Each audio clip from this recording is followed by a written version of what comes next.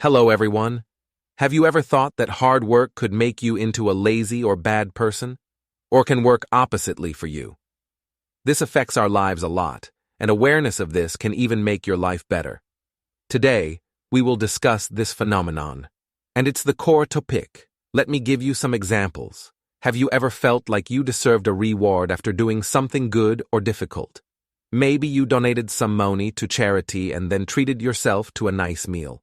Or maybe you studied hard for an exam and then watched your favorite show. Or maybe you exercised for an hour and then ate some ice cream. If you have, then you have experienced moral licensing. Moral licensing is like having a moral balance sheet in our minds, where we keep track of our good and bad deeds. When we do something good, we feel like we have earned some moral credits that we can use to offset our future bad deeds.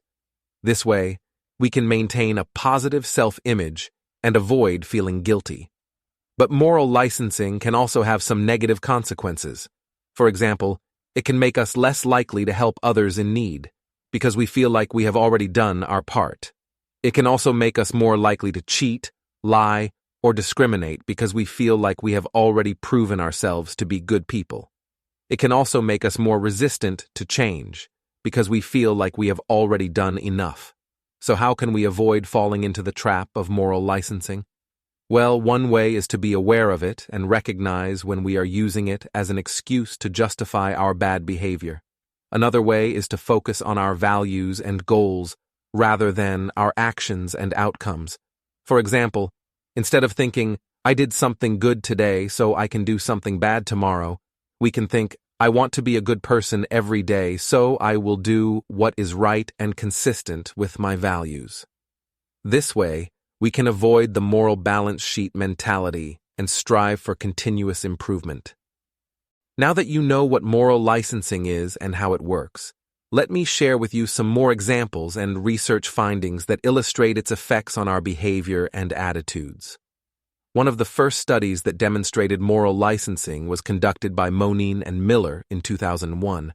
They asked participants to rate job applicants based on their resumes.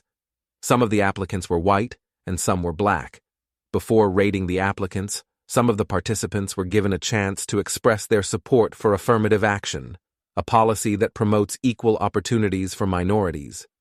The researchers found that those who expressed support for affirmative action were more likely to rate the white applicants higher than the black applicants, compared to those who did not express support.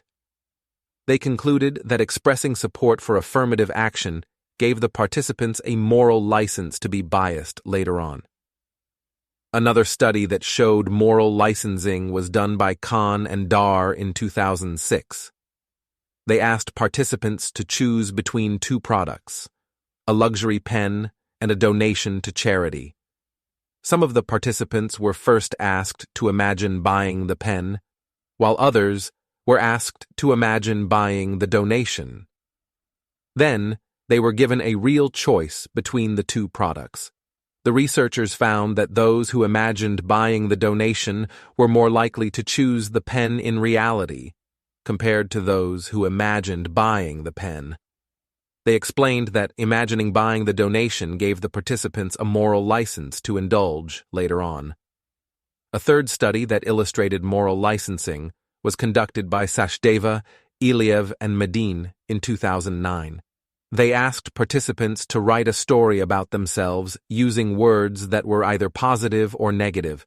For example, some of the words were generous, caring, selfish, or cruel.